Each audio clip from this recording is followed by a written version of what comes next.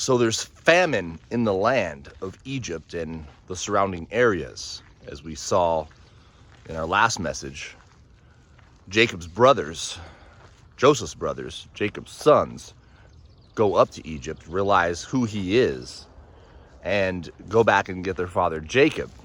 And Joseph tells them to all come back and live in Egypt, for the famine is severe. There's not enough grain they could give to them to take back that will last 5 years.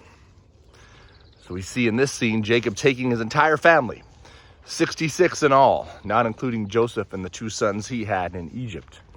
And they arrive in Egypt, and Joseph tells Jacob and his other brothers to tell the Egyptians when they get there that they're sheep herders, which they largely are.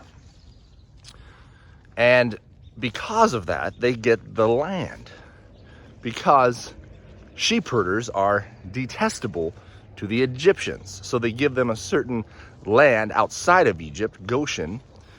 So think of it as the outskirts of town where they can tend their sheep, but the Egyptians really don't want to be around them.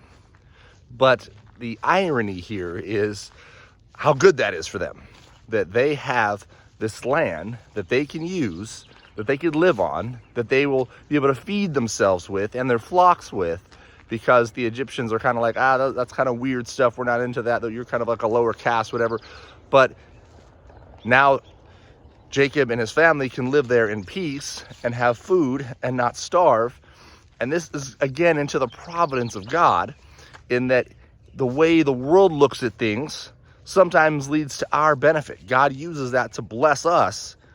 And we might be upset, hey, why are they looking at me like this? It doesn't matter. We're blessed because we're allowed to live freely before God. We're allowed to worship God and receive his blessings. And what the world thinks of us is insignificant. But in fact, we get blessed by them not infiltrating us, right? As they just leave us be because they don't want to be around us, that allows us to be more blessed because we're not infiltrated by their sin and their thinking and their ways. And I see all this again as one of those things of providence that God uses to bless his people. And yet the Egyptians wouldn't have seen it that way, but yet that's what it was.